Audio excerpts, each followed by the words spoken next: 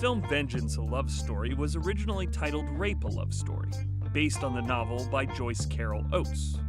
In the film adaptation, Nicolas Cage plays an officer with a past, leaving him unable to connect with anyone, including an incredibly charming woman at a bar who obviously wants him.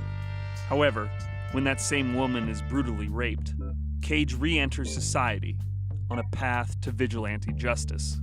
Cage was set to direct this film, his second feature since his directorial debut, Sunny. However, there ended up being many complications, and Johnny Martin, longtime stunt coordinator, assumed the director's chair. Johnny Martin, director, Vengeance, a Love Story.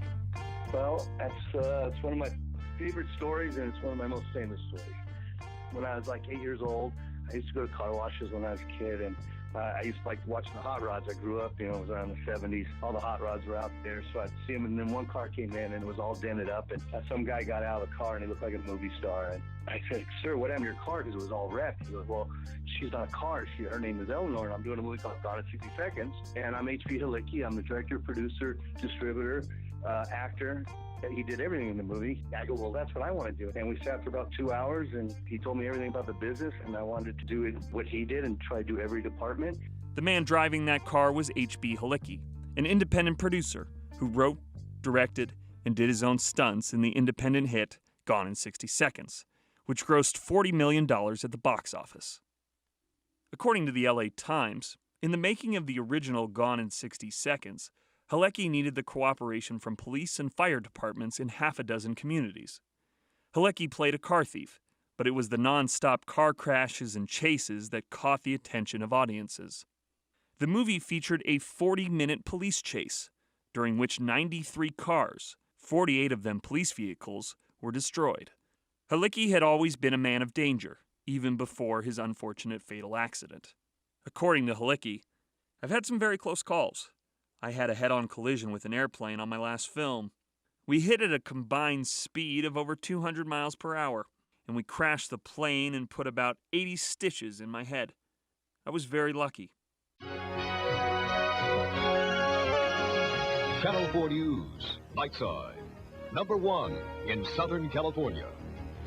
And good evening, everybody. Topping our news tonight, a film producer, Toby Halicki of Gardena, is dead tonight after a stunt went off prematurely on the set of the movie he was filming. The stunt on the set of the movie, Gone in 60 Seconds 2, being filmed in Buffalo, involved a tractor-trailer ramming cars before colliding with a water tower. However, it collapsed prematurely, snapping a cable which severed a telephone pole that hit Halicki. A few days earlier in Buffalo, he talked about the stunt that killed him today. When I lose the tractor-trailer, which is what I'm supposed to be driving, I hit the tower with it, it comes down. I did the helicopter liftoff where I'm hanging from the helicopter, and he drops me on top of a building. Paramedics rushed to the scene as Halicki's brother applied CPR. Toby Halicki's new wife arrived just in time to see her husband being taken away to the hospital. The 48-year-old resident of Gardena was pronounced dead on arrival from massive trauma. And so when I got to L.A., I found out that he gets killed in Gone in 60 Seconds Part 2, and I never got to see him again. And then 10 years down the road, I get asked to control all the actions and stunt coordinate Gone in 60 Seconds with Nicolas Cage. So it was just like a full circle that just happened. Yeah, that's where me and Nick met, and we got along great.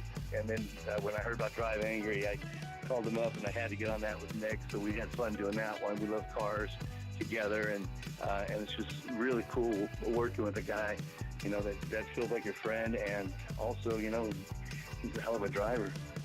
So it worked good, and then we did a movie called Rage together, and then that's when Vengeance, a Love Story came up, and Nick wanted to direct it, and I totally was behind him, and he said, "Just help me out, I got to go out of town a lot, so just do the stuff that I would do." And so we were going to work it together, and then his schedule got all screwed up, so he ended up deciding he wanted me to direct it, and it's awesome, man, directing one of your best friends, and also a guy that, it's always been good to you.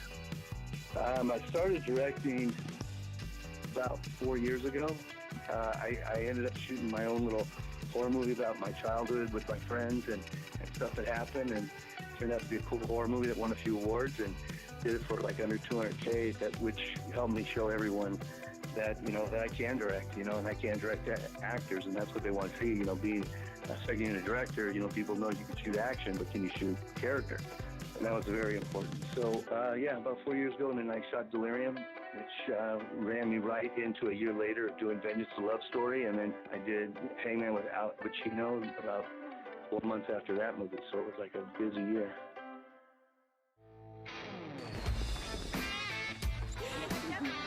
I can see why he likes your mom.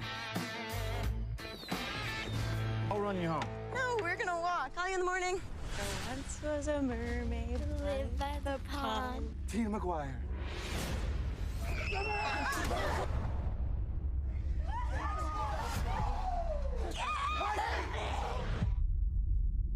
Niagara Falls detectives are investigating a brutal attack on a local woman and her 12-year-old daughter. You're her only witness. I need your help. Listen.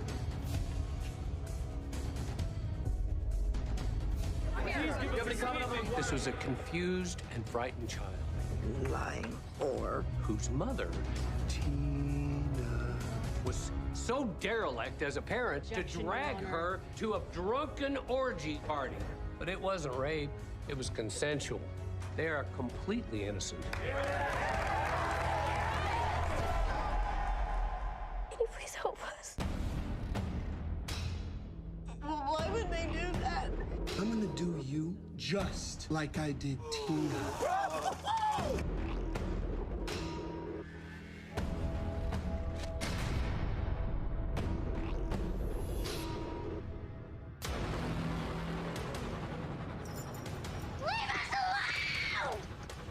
They were here.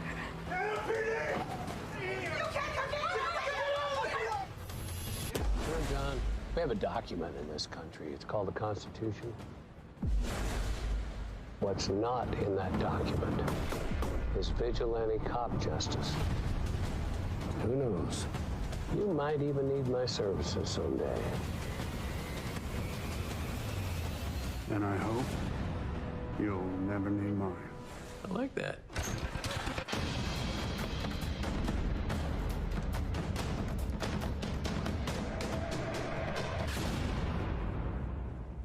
I had a purpose: to discharge my sworn duty as an officer of the law.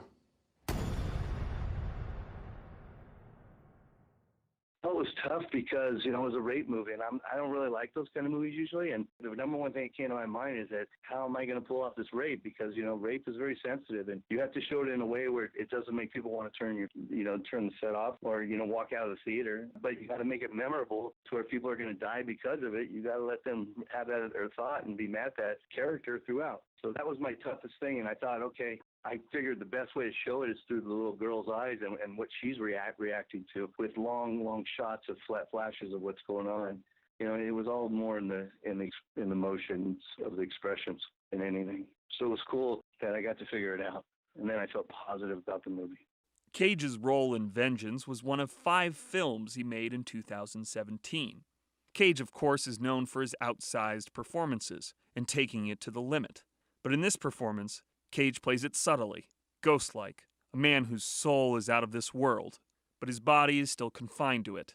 And Nick wanted to come up with this great character, a character that was like from the past, you know, stoic and doesn't talk a lot and does it all emotionally inside. And that's what his main goal was. That's all he cared about. And I think the way that he portrayed it, it really came off perfect, but it's so hard because everyone wants that crazy Nick Cage moment, you know, and Nick says, I want to do this different. And I mean, I think it was a beautiful choice. You know, Nick felt like what you said earlier, like a guardian angel. That's how he felt it. And he felt, you know, you don't want to see that guardian angel all the time. You just want to know when he's there. It's not like all of a sudden he looks like a stalker after a while, but he did it just enough where we could find a way not to make it look like he's getting creepy. Yeah, it was his Death Wish character, you know. He wanted to be dark with a dark edge to him that at any time he could blow up. And, you know, but he has to keep it calm and keep it cool. But yet, you know, when he's upset at things. We did this one great shot that was amazing. It was a 25-foot camera away from Nick in the courtroom. And we went slow, a push in all the way to his eye. And it was like a 39-second shot. We had trouble because it's hard to keep your eye open for that long. And so by the time we'd get close, you know, Nick would accidentally blink. So it took like 5 takes, and finally he did, and his eye was shaking at the end because he was leaving it open without shutting it, and it looked like the violent character that he was. So it worked out really good. Well, I was scared because I was nervous. And that is because, you know, it's hard for, you know, Nick has such a fan base. And for him, when he does dramas, you know, they've never been known to exceed what he does when he does thriller or action. And he's best off there. And that's what I was afraid of. I was afraid this movie could get lost because, you know, it's not the Nick Cage that people are going to expect. It's not, you know, the action movie. It's killing for a reason.